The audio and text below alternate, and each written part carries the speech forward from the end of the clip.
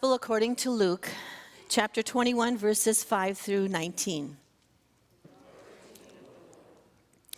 When some were speaking about the temple, how it was adorned with beautiful stones and gifts dedicated to God, Jesus said, "As for these things that you see, the days will come when not one stone will be left upon another. All will be thrown down." They asked him, "Teacher, when will this be? And what will be the sign that this is about to take place?" "Many will come in my name and say, 'I am he,' and the time is near. Do not go after them.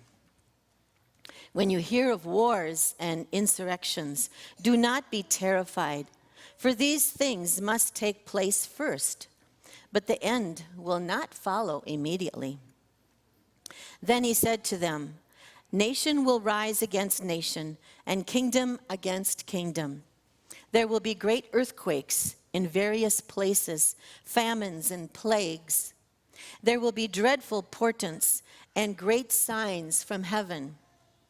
But before all this occurs, they will arrest you and persecute you. They will hand you over to synagogues and prisons, and you will be brought before kings and governors because of my name. This will give you an opportunity to testify. So make up your minds not to prepare your defense in advance. For I will give you words and a wisdom that none of your opponents will be able to withstand or contradict. You will be betrayed even by parents and brothers, by relatives and friends, and they will put some of you to death. You will be hated by all because of my name. But not a hair on your head will perish. By your endurance, you will gain your souls." The Gospel of the Lord.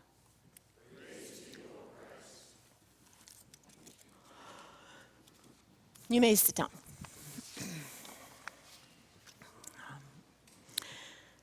Some 10 years ago or more, a man shared that he was at the top of one of the World Trade Center buildings. He didn't particularly enjoy the experience because the building seemed to be weaving just a little bit. But he never, in his wildest imagination, would have conceived of what happened. Planes running intentionally into the buildings and bringing them down. The World Trade Center towers were the zenith of man's ability to use steel and ingenuity. They stood for what they were: world trade and commerce. The system of buying and selling and making profits for all kinds of businesses. After 9/11, some of those businesses almost came to a standstill. Some have not recovered yet. But we are still trying to make sense of what that destruction means to us as God's people. As I read the scripture a couple of minutes ago, it talks about how Jesus' disciples looked at the temple dedicated to God. They could not help but remark at the grandeur of the place, those magnificent pillars, the gifts of gold, the precious stones which made that place a total standout in its world. Was it eternal? Well, maybe not eternal. But surely the people thought this beautiful temple would draw people to it, and in doing so, it would bring people to believe in God, the God of Abraham and Isaac and Jacob, who were the great forefathers of that region. Jesus said this temple would come to an end. Not one stone left on another, as Scripture tells us. It would be a violent end to the temple worship. The priests would become obsolete with no temple. So what's happening? What is going on? The only possible sense that could be made of that destruction is that God's will was being accomplished, and most importantly, God's people would have the opportunity to witness to their faith. It came just as Jesus said in the scripture. Prophets came and said that they had the answer. They told people that the end was near. They put together a whole scenario so that the people thought they had the answer and not Jesus having the answer. We've become a nation in the United States that is frightening. Frightened by terror, by revolutions, by volcanoes erupting, by hurricanes devastating our land, by fires wiping out our homes, by nations bombing others, by mass starvations and mass shootings of people. We see our system of commerce, our way of life being threatened by prices of oil and energy, which could cause people in our own country to die of the cold and be unable to carry on business as usual. So what's happening? And what is going on?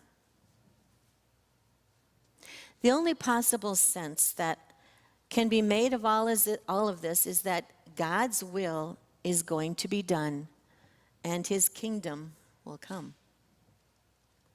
Okay, it might be easy to say that, but what does it look like? Well, I don't know that either. But I do know that Jesus made this promise. The scripture says, don't be frightened. Remember, he said in there, not a hair on your head will perish. When I read that, I didn't really know what he meant by that.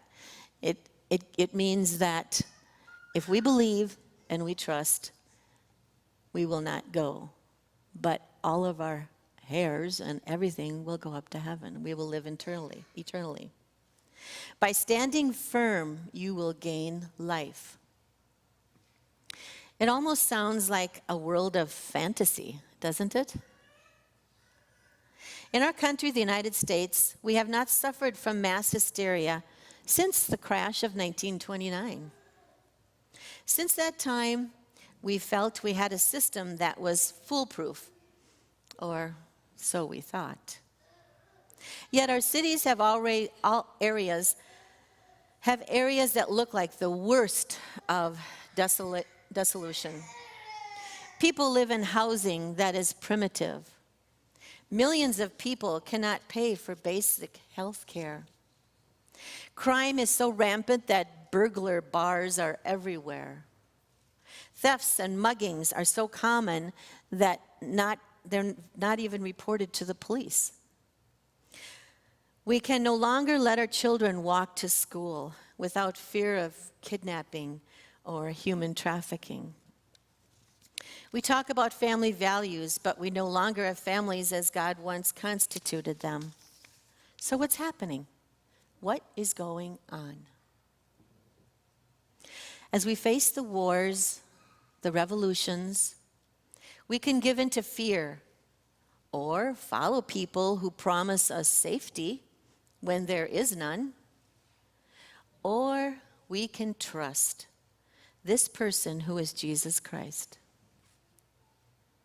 It appears to be hopeless with no justice and no peace, but Jesus, our gift from God, came to help us understand that he has never deserted us, will never leave us, even when the valleys of the shadows of death are so close. He confronted all of that. He faced it in the place where that magnificent temple stood. He has destroyed death. He has said that we should trust him and him alone. We need to follow him for there to be truth in this world. Each of us who trusts that Jesus is Lord, that all power in heaven and earth are his, have this time to tell others of the power of God. This will rescue us from fear and hopelessness, even as the enemy seems to be closing in. In a time when our world wants us to tolerate everything and leave them alone, we are to stand up and have hope and trust in our God who will never leave us. Could you turn the clip on now, please?